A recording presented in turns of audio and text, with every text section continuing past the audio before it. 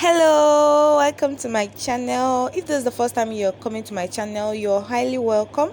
If you're a returning subscriber, thank you for coming back again. It's so good to have you here.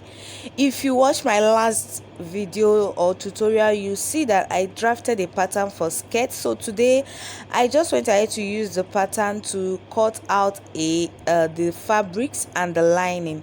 This is because we are about to make a ruffle skirt. Afterwards, what I did is just attach the lining to the fabrics, okay, and I went ahead to still hold down the dart for both my front and back piece. Okay, so here is the dart for the front piece. As you can see, I've gone to my machine and I've stitched this down. Then I've done the same for the back piece as well. I've stitched down the dart for the back piece also. This is the back piece. As you can see, our back will have two pieces. That is because the center back will be joined together later, because so that we can attach our zip and we can have a slit at the center back. So basically, this is the two piece for the back. I'm bringing the two close to each other. This is because I'm about to attach the center back, stitch down the center back, okay. So if you watch the pattern drafting, I added 2 inches for a zipper allowance. That is where I notch on the fabrics here, and I'm going to be stitching all the way down to where my slit will be on this skirt.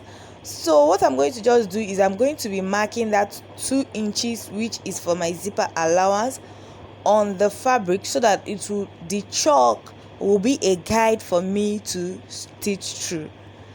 Alright, so that is what you're seeing me do here. From the down part of my of the skirt, I marked 6 inches upwards for my slit. You can decide to go higher than this, probably 8 inches. It depends on how high you want your slit to be. So the next thing I'll do is I'll just pin this down, and I'll take it to my machine and stitch through the area where my chalk is, all the way to the point where I will have my slit. So let's assume I've finished stitching this. I'll open it up, and this is what it's going to look like. There is the down part where our slit is going to be. Our slit, there will be an opening there. Afterwards, I'll set the back piece aside, bring in my front piece, and start taking my body measurement on it. Okay, so basically what I marked is my waist divided by 2. My waist is 28, divided by 2 is 14, so I marked 14 inches there. Then from my waist to my hip is 8 inches, so I'll just mark the length 8 inches and input my hip measurement. My hip is 38, divided by 2 is 19, so I am marking 19 inches here. Now I'm just going to connect from my waist to my hip. I'm going to connect with a line.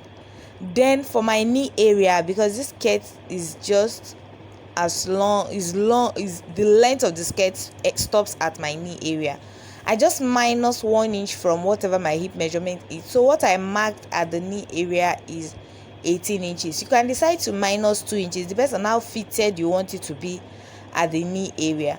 So at these markings, I'm trying to restroke this again, because my fabric is very colorful and my chalk is not really showing very well, but I just hope you can see the yellow chalk which I marked there. Afterwards, I'll be attaching my ruffles to this front piece. Okay, always sew your fabrics front side facing each other. This is the fabrics I'll be using for the front piece. You can go ahead and just weave the down part of these ruffles, or you can fold it in the way I'm doing here and stitch down with your machine all the way down. So for the length of these fabrics I'm using for my ruffle, I'm working with 46, and for the width it's 5 inches wide.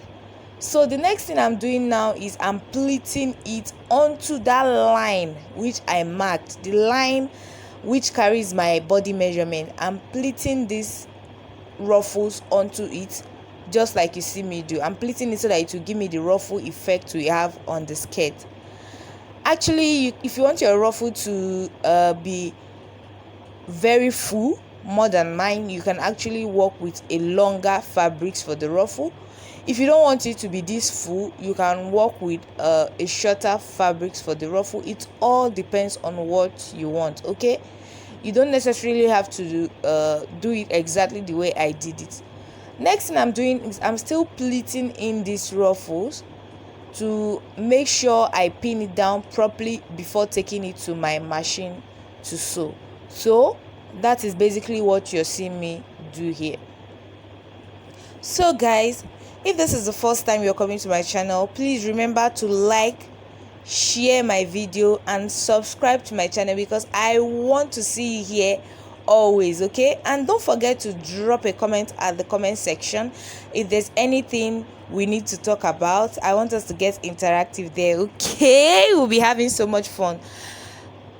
All right, so thank you. Let's go back to the tutorial. I'm going to repeat this ruffle pleating and pinning down at the other side of my skirt as well before taking it to my machine to sew. So afterwards, this is the back piece.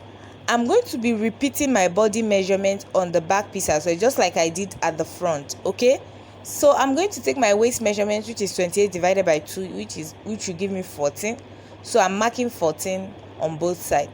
From there, I'm marking 8 inches to the place where my hip is, and I'm inputting my hip measurement. So I marked 19 for my hip measurement. I'm then connecting from my waist to my hip. I guess the back piece, as you can see, is showing better because I'm marking it on the lining area, and that lining is white. So from my knee area, I just minus 1 inch from 19, which is my hip measurement, and I went ahead to mark 18 there, and I connected all the points. So I'll set the back piece aside. Here is the front piece at my machine, where on my machine area where I stitched it. This is what it looks like after attaching the ruffles. Now I'll be attaching the back piece to the front piece. Okay, so now I'll ensure that I'm stitching it directly on the stitches of my ruffles. I just hope we get this. So after stitching, this is what it looks like. Okay, I'm going to open this up and show you what it looks like. Basically, I just turned it over to the other side, to the front part of this fabric, and this is our ruffles on both sides. Okay, so you can also go ahead and do yours like this. I am flipping it to the back. This is the opening for our zip, where I'll be attaching my zip, and the down part is the opening for our slit. So basically, we are almost done sewing this. I'll just attach the band for the waist all the way around my waist, and I'll attach the zip to it. This is the end, guys. Here I'm done attaching the band to the waist, and I've attached a zip as well. So thank you for watching. See you in my next video. I hope you try this out. Bye.